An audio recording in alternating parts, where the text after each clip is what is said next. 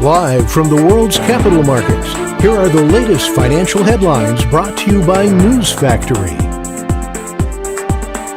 Hello and welcome to Wednesday's financial news. Stay with us for more market headlines. The US capacity utilization will be released at 13:15 GMT. The UK's retail price index at 6 GMT. The UK's consumer price index at 6 GMT. The US EIA crude oil stocks change will be released at 14:30 GMT. Japan's foreign investment in Japan stocks at 23:50 GMT. Italy's consumer price index at 8 GMT. Those were today's major economic events, and now moving on to world financial headlines.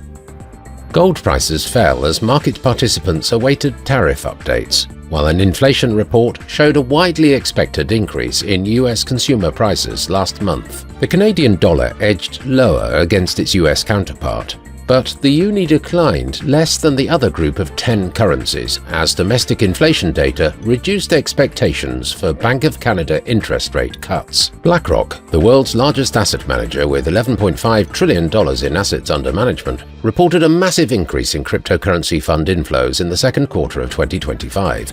Q2 inflows into its crypto iShares ETFs surged 366% to $14 billion, up from $3 billion in the previous quarter. Coming up, the choices from our chief analyst for today.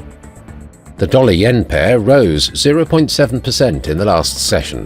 The stochastic RSI indicates an overbought market. The Bitcoin-dollar pair plummeted 2.9% in the last session. The ultimate oscillator is giving a negative signal. The gold fell 0.4% against the dollar in the last trading session.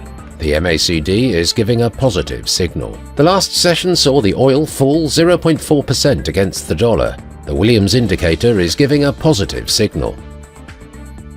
We hope that you've enjoyed Wednesday's market outlook. On behalf of all of us here, we wish you a productive trading day. Be sure to join us tomorrow morning for the latest news and events from the financial markets.